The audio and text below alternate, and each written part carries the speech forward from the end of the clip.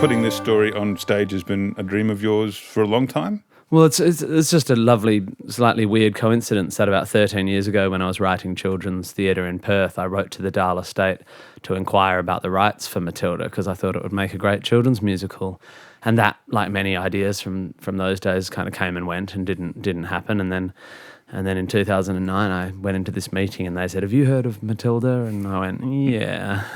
Heard of it, have you tried ever to get thought the about rights. Yeah, and have you ever thought about writing music for theatre? And I said, "Yeah, that's what I did for 10 years before I became a comedian." So it was fate. Fate, well... Yeah, it must be fate. It must. There's no other an explanation. invisible hand at play. That's right. Guiding you. Who thinks I'm important?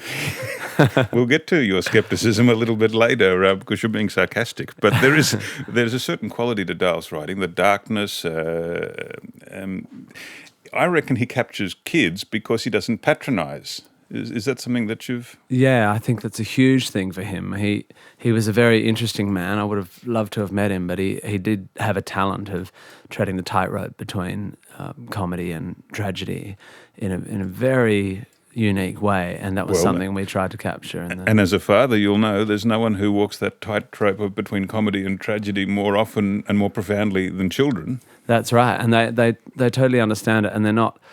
They have fear, but they're not scared in the way we think they're scared. And I don't think we always get it right when we're trying to protect them from things. And Dahl never condescended to them. He sort of identified weirdly, even though he was a grumpy man with a great deal of pain in his life, both physical and emotional.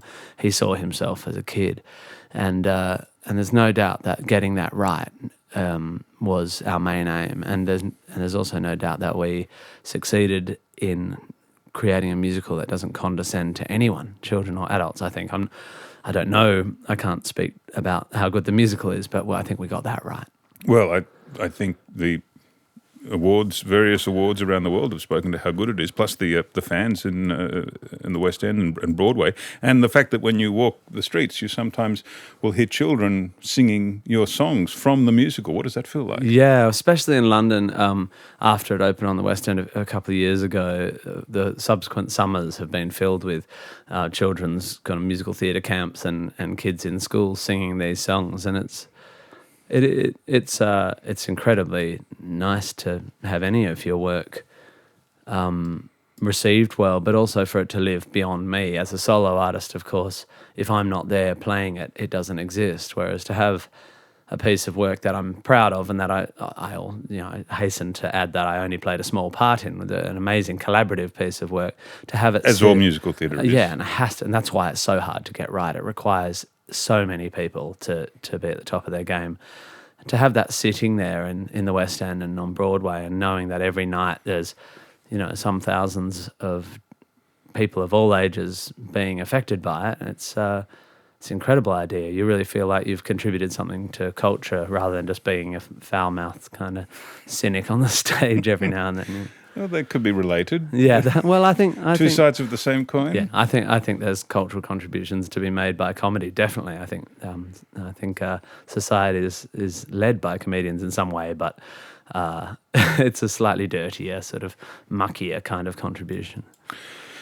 What's next for you? Is it true that you're working on a musical adaptation of Groundhog Day? Yeah.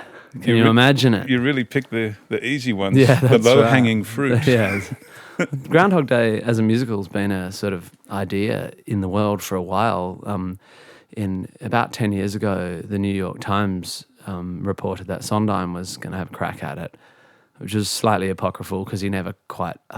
I think they didn't settle on the rights, but I spoke to Sondheim about it, and he's very interested in it, and told me, he said, I couldn't crack it.